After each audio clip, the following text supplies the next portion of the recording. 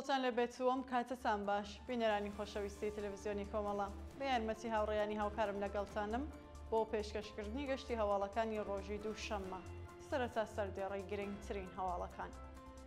ناڕزایەتی بوێرانەی ژنێکی خەڵکی میاندووە و بەرامبەر بە هێزەکانی ڕژیم، بانکشتی چەند چالاکی مەدەنی بۆ سەقز بۆ ئیدارەی ئیسلاحات، جموجۆڵی گوماناوی لە بەندیخانەی دیزڵاوای کرماشان، هێرشی سەلەفیەکانی سەقز بۆ سەر چالاکێکی مەدەنیە و شارە، لە سێدارەدانی سێ بەندکراو لە زیندانەکانی کرماشانی وەراک، ناڕزایەتی کرێکارانی شاغەڵ لە کارخانەی ماشینسازی عێراق، کۆبوونەوەی خانشینکراوانی فەرهەنگی ساڵی 1400 لە تاران و قوربانی بوونی 150 پەنابەر لە کەناراوەکانی یەمەن.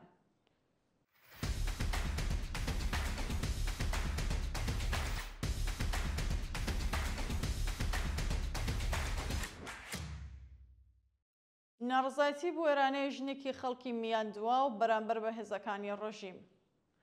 ڕۆژی یەکشەممە ژنێکی خەڵکی میاندووە و کە بەهۆی بڕینی کارەبا هەموو کەلوپەلەکانی نێو ماڵەکەی سوتاوە، شەقامێکی ئەو شارێدا خست و خەڵکی ئەو شارەش پاڵپشتیان لێ کرد. ئەو ژنە بوێرە کە لە تۆڕە کۆمەڵایەتیەکاندا وەکو ئەرتەشی یەک نەفەرە ناویان لێبردووە، بە تەنیای شەقامێکی داخستووە و ڕێگەی نەداوە هیچ ئۆتۆمۆبیلێک هاتوو چۆ بکات. کاتێک سەرکوتگەرانی حکوومەت هۆڵی دەست بە سەرکردنیان داوە، خەڵک پاڵپشتیان لێ کردووە و جەماوەر دژ بە ڕژیم دروشمیان وتوەتەوە. بانکشتی چەند چالاکی مەدەنی سەقز بۆ ئیدارەی ئیسلاحات. ئیدارەی ئیسلاحاتی شاری سەقز لە ڕێگای بانکشت و هەڕەشە لە ئەنجامانی دەستەی کارگێڕی ئەنجومەنی ژینگە پارێزانی سەقز ڕێگریان لە بەڕێوەچوونی ڕێڕەسمی پرسەی سێ چالاکی ژینگە پارێزی گیانبەخت کردووی سنەگرت. ئەو کەسانێکە بانکێشکراون بریتین لە سەحەر مۆستەجر، وەفا حسێنی، حامد پەریزاد، جەلال نەوزاد، زانیار حسێنی، ئازاد ئەمینی و عەزیز مەرزی. ئەو چالاکوانانە کە ئەنجامی دەستەی بەڕێوەبەری ئەنجومەنی ژینگە پارێزانی سەقز بوون، دوای بانکران بۆ ئیدارەی ئیسلاحات لە ژێر هەڕەشەدا ناچار بە واژۆکردنی بەڵێننامەیە کراون بۆ ئەوەی مەراسمی ڕێزلێنان لە یادی چیاک و یۆسفی نژاد، خەبات ئەمینی و حەمید مورادی بەڕێوە نەبن.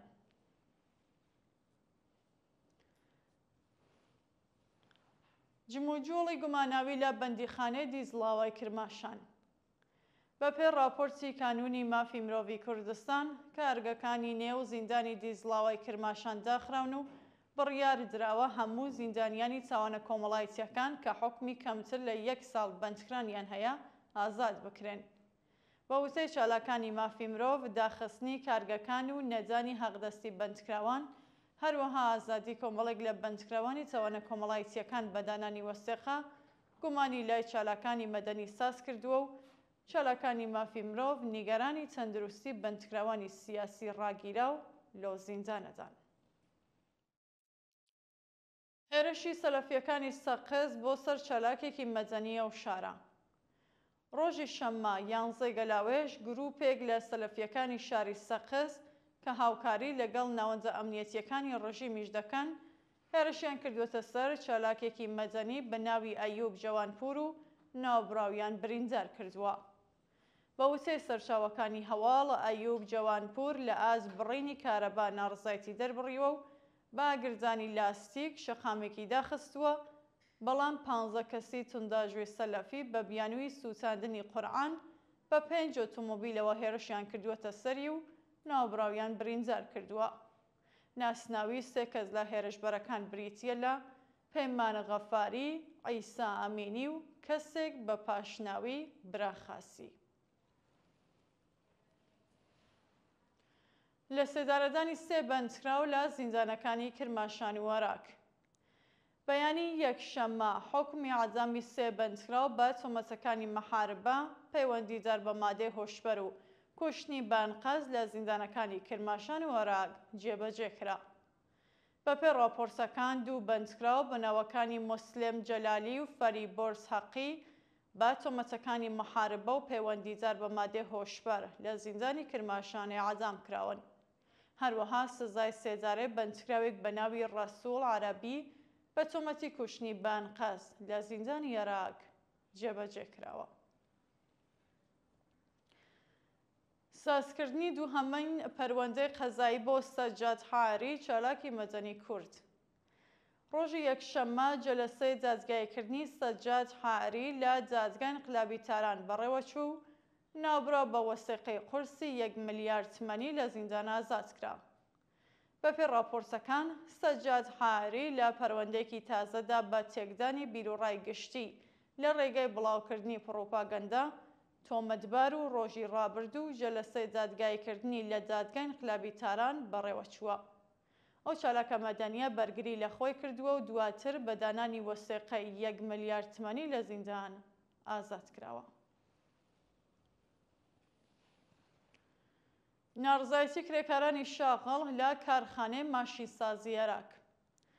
ڕۆژی دووشەممە 13 گەلاوێژ کرێکارانی شاغڵ لە کارخانەی ماشینسازی عێراق دژ بە نەزانی جاخوازی ناڕزایەتیان دەربڕی.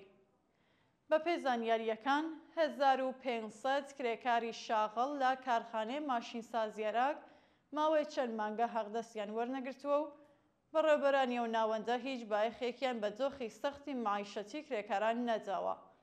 بە وتەی ناڕازیان بەڕێوەبەرانی ناکارامەی شرکەت زیانی زۆری لەو کارخانەداوە و پەرسۆنەلی شرکەت داوای تەزمینی ئەمنیەتی پیشەییەکەن.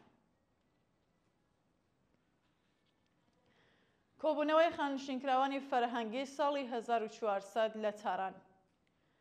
ڕۆژی یەکشەممە خانشینکراوانی فەرهەنگی ساڵی 1400 لە بەردەم ڕێکخراوی بەرنامە و بودجە کۆبوونەوە و بە وتنەوەی دروشم خوازیاری پێزانی داخوازیەکانیان بوون.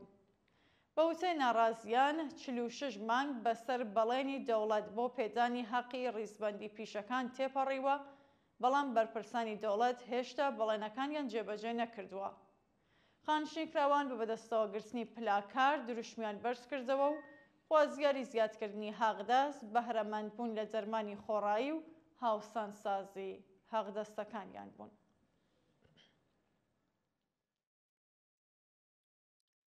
ناڕزایەتی خوازیارانی مەسکەنی ملی لە شارۆچکەی ئەمیرکەبیر. خوازیارانی مەسکەنی ملی شارۆچکەی ئەمیرکەبیر ڕۆژی یەکشەممە دژ بە ناڕوونی دۆخی خانووەکانیان کۆبوونەوە.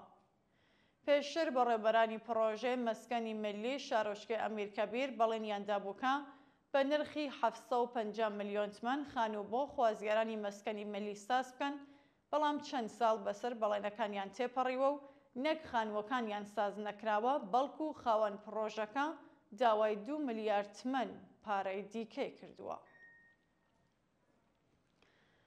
سەپاندنی سزای زیندان بەسەر 9 چالاکی سنفی فەرهەنگیان لە کرمان.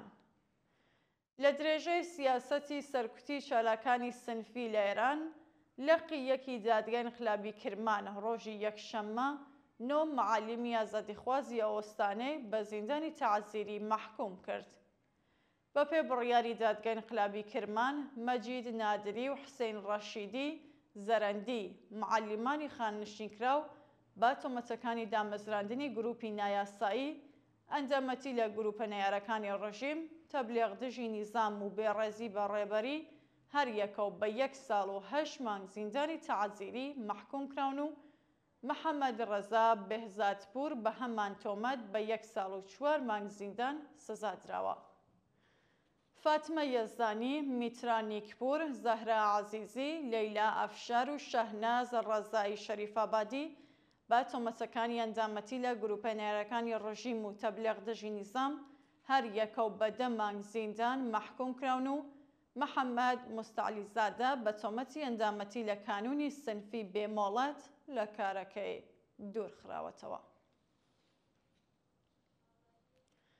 کوژرانی سوختبەرێک و سەپاندنی سزای زیندان بەسەر چەند سوختبەری دیکە.